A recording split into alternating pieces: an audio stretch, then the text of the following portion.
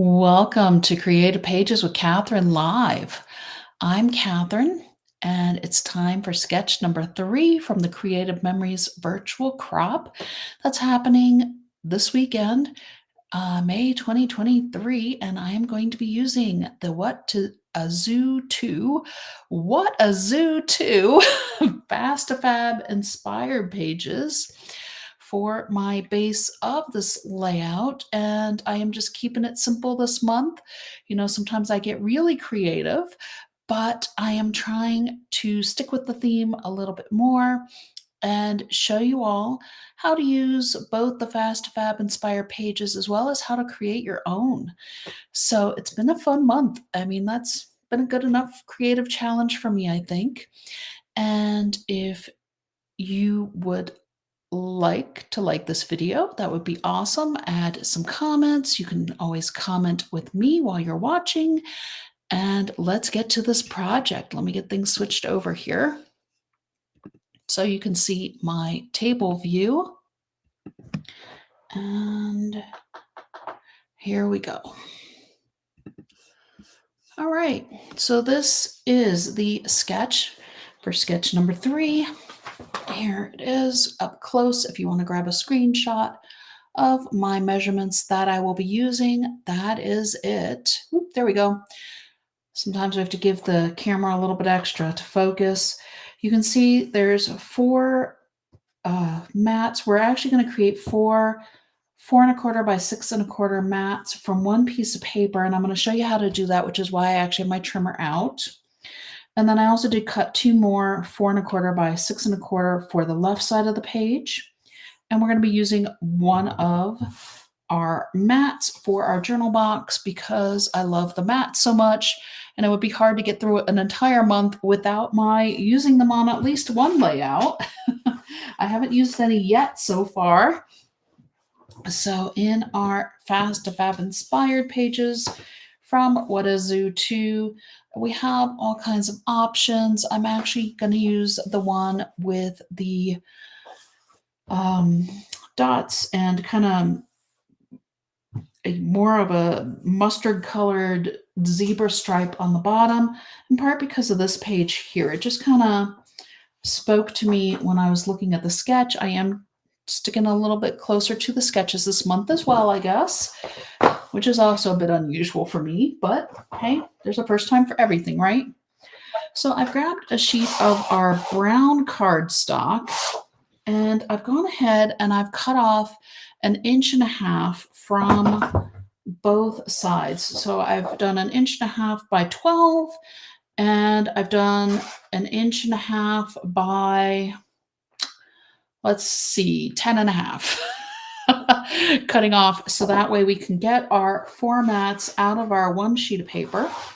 I am going to line this up at 4¼ because of course we want 6¼ by 4¼ and then I may have to reset that, but I'm going to show you. I put a binder clip on at 7¼ so that way it'll stop my blade and I don't have to think about it really as I'm cutting these mats. It just makes my life easier. Yep, 7¼ right here because in our blade housing, we have 1 inch from where the blade actually hits on our paper. So here we go. There's my first cut, and then I'm going to turn it to the left. Oops. Each time. So here's another 4¼ here. And you can see my blade is already going at the 6¼ so my first mat is already done. I'm going to turn it to the left again, lining it up at the top of my trimmer here. Here's another lined up at 4¼ My binder clip works like a charm, and just a couple more to go here. 4¼ and there we go. That should be our last cut. Yes, it is, because we also get this little square in the center here. Oops. Well, let me grab my scissors real quick here. Sometimes it goes a little bit smoother than other times. There we go.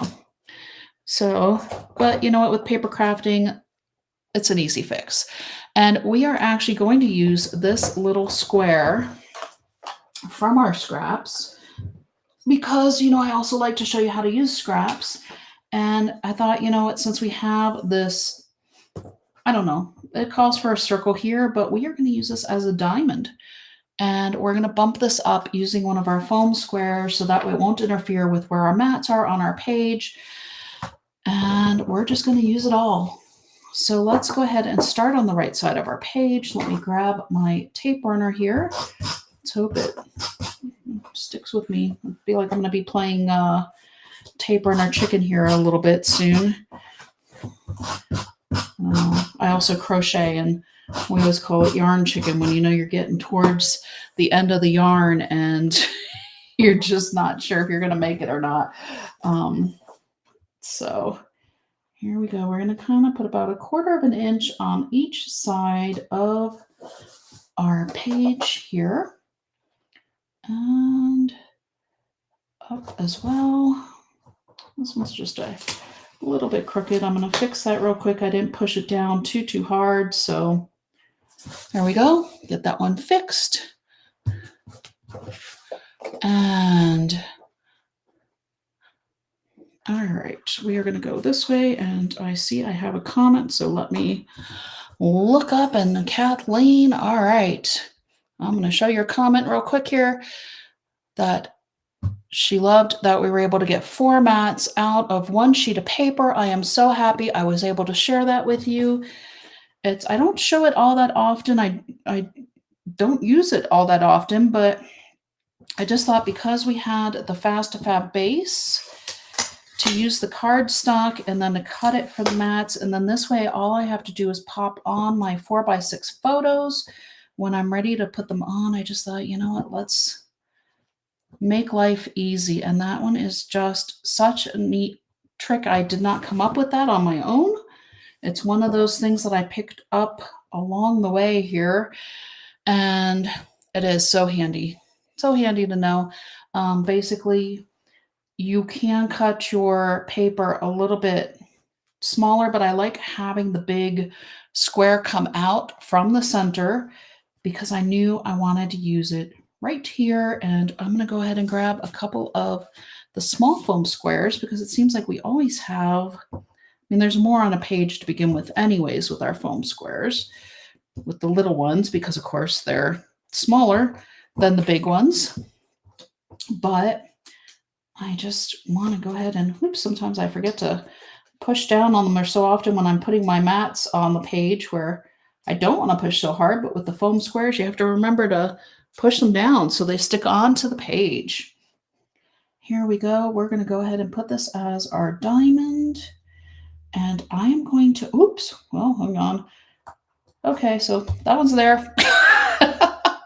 So it's just, it's a little bit,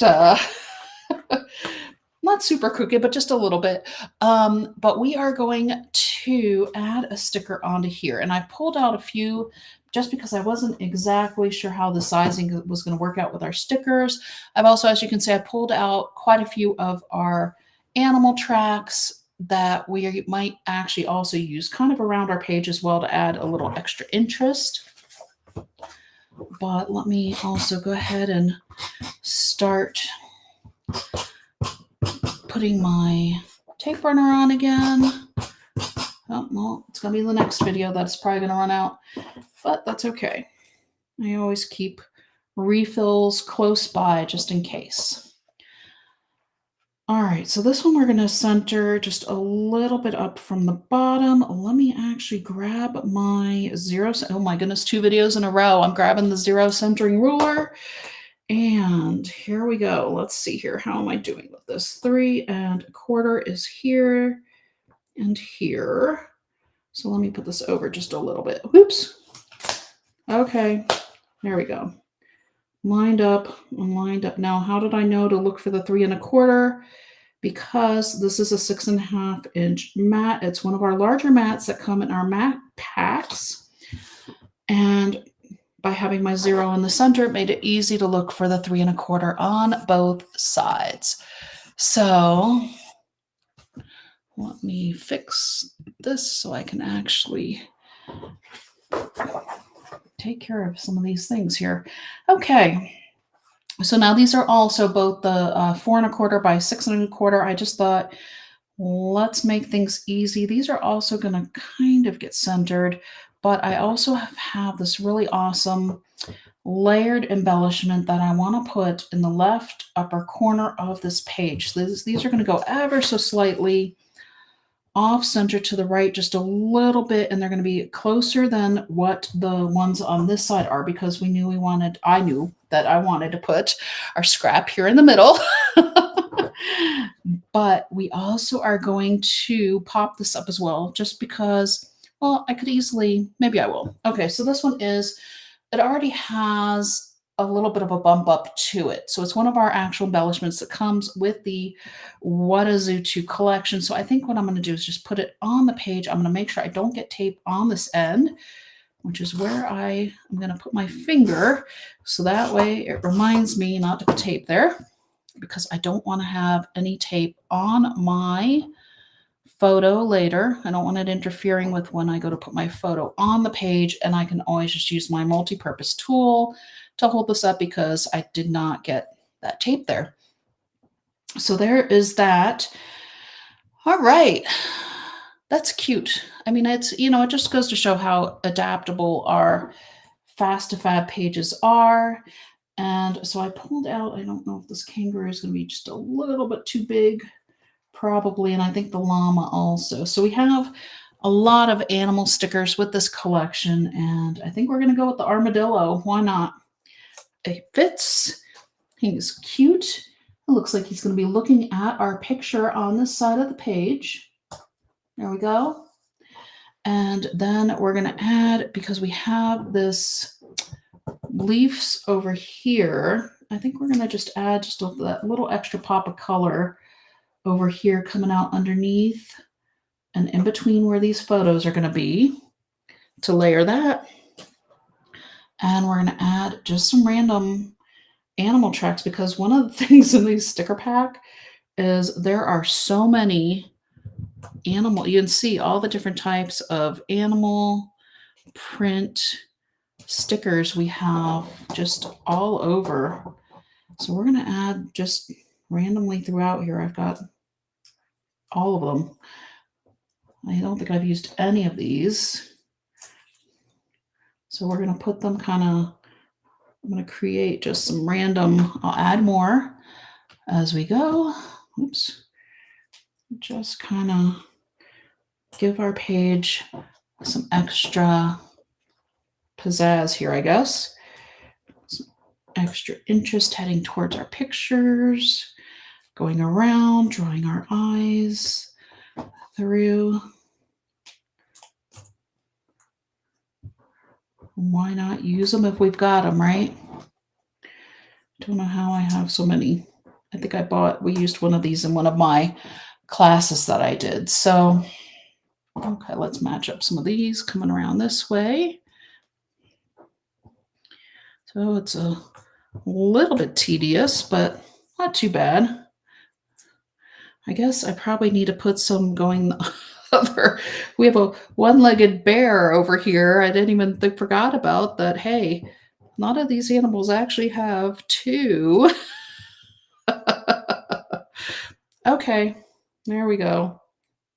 I don't know if this one's going to fit in over here. Maybe we can put that one there. It's taking bigger steps or smaller steps. There we go. All right, so I need to find a few more of these to add coming up. I've got one here, but, I guess that would be helpful to have doubles going through here. And this one is just going to look like it's going to be walking on our photos or something, because I don't really have space to add two, but I can put them up and down just a little bit because these are so skinny anyways. Here we go. We've got a couple more. Maybe I can put this one up in here. There we go. And one more, because oh no, I do have an even number of these. Okay. Oof. From there, I didn't think I had enough.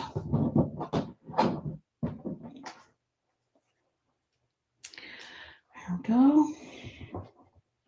And I have these as well, but I think I'm just going to leave that. I'm going to, like I said, I know I have more. So I'm going to go ahead and fill this in later since I didn't pull enough and I didn't remember to put, hey, most of us have two legs and not just one to hop along here.